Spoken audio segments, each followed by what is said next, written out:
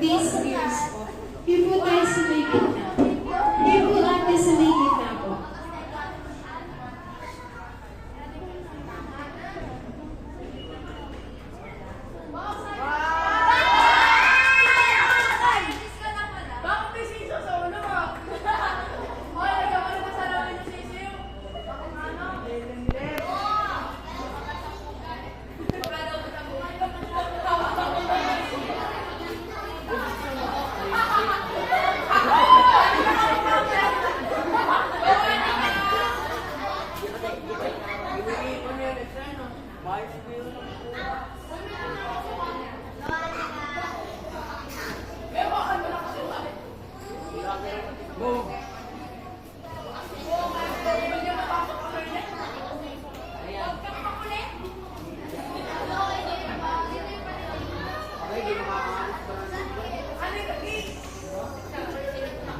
Okay, once we're all set na po, once power na po natin yung ating mga safety gears, we will mount our first ingredient na po, which is the Ghost Milk Soap Base, here po sa ating melting pot. Again po, tutunawin po muna natin yung ating Ghost Milk Soap Base dito po sa ating melting pot. Okay, Ate Anika, pwede mo na po ilagay lahat ng Ghost Milk Soap Base here po.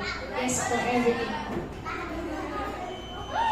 And careful lang po dahil yung melting pot po natin is mainit na po. And then, kailangan din po natin siyang haluin para po mas mabilis mag-melt yung ating Ghost Milk Soap Base. You can hold it po here sa handle para hindi po mag-move yung ating melting pot. Did you know po that Ghost Milk Soap contains probiotics and also it can moisturize your skin. So, bakit po kaya meron tayong soap making demo? Para po yung meron po in the future na gusto po natin mag-business ng soap, meron na po tayo idea. Upo lang po tayo para po makapanood din po yung iba natin students. Upo lang po, students. Again po, bakit po tayo merong soap making demo? Para po yung meron po in the future na gusto natin mag-business ng soap, meron na po tayo idea. Okay, next po sa ating Ghost Milk Soap Base is 2 drops ng aloe vera extra.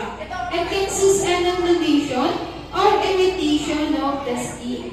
That's the use of the aloe vera extra. 2 drops lang po.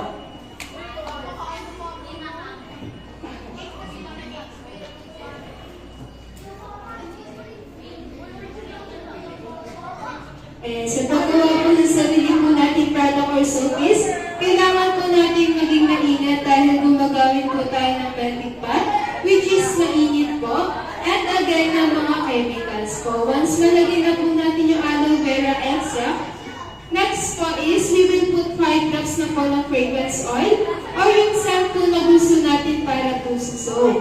Okay, so we have here sweet orange. Ito po yung magiging amoy ng ating sabon. Minimum of 5 drops but we can add more po. And gusto po natin na mas strong po yung magiging smell ng ating pong product na soap.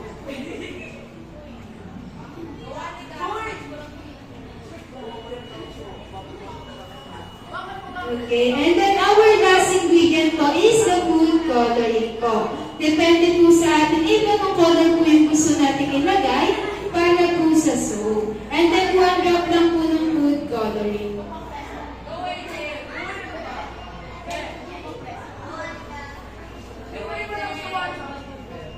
And then once malagay na po natin lahat ng ingredients or ng products po, we have to mix it na po para po mag-combine lahat ng ingredients na nilagay po natin. Once mag-combine na po ay mabenta po lahat ng ingredients, we will transfer na po here sa ating soap molder para po magkaroon ng shape or ng mold yung ating sabon.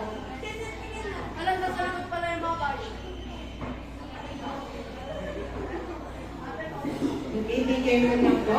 Ayan, ito transfer na po natin yung ating melted soap sa molder.